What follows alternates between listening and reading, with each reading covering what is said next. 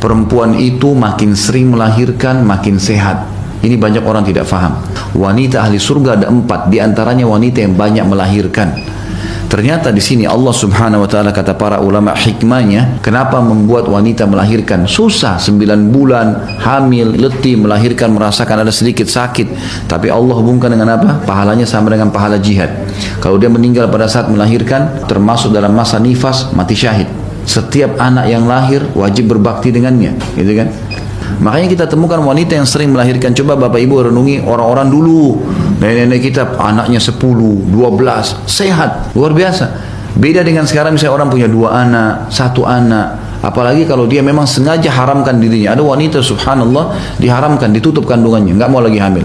Ini salah teman-teman sekalian. Kalau ajal datang akan datang, mau lahirkan atau tidak, gitu kan? Tidak ada hubungannya. Bahkan ada wanita, banyak wanita yang saya ketahui beritanya, bahkan sudah divonis oleh dokter berbahaya kalau hamil. Dia hamil sehat melahirkan, nggak ada masalah bagi dia. Hukum Allah lain kalau sudah berlaku dengan manusia, gitu kan? Ini bukan berarti kita melanggar kalau sudah tidak boleh oleh dokter. Sebaiknya kita ambil cadangan memang. Tetapi kalau sampai terjadi, karena ulama mengatakan haram menggugurkan kandungan kalau sudah ada ruhnya 4 bulan, udah nggak boleh. Di bawah itu masih dipertimbangkan kalau seandainya memang ada hal yang berbahaya bagi si ibu. Kalau enggak boleh, dibiarin. Dan banyak orang akhirnya melahirkan dengan normal. Dan subhanallah, ibu-ibu ada mertua, saya lihat sendiri mertua kakak saya di Surabaya, umurnya meninggal itu sekitar umur 90 tahun sekian. Subhanallah, baru berapa tahun meninggal, anaknya dia sendiri melahirkan 16 anak. Setiap kali hamil ceritanya selalu gembira. Setiap kali hamil tidak pernah bersedih. Alhamdulillah Allah kasih lagi anak. Dan Allah lahirkan anak-anak dari dia semuanya patuh. Subhanallah, nggak ada anaknya yang membangkang sama dia, dan semua anaknya menjadi manusia yang baik, menjadi pengusaha-pengusaha, sarjana, baik, masya Allah.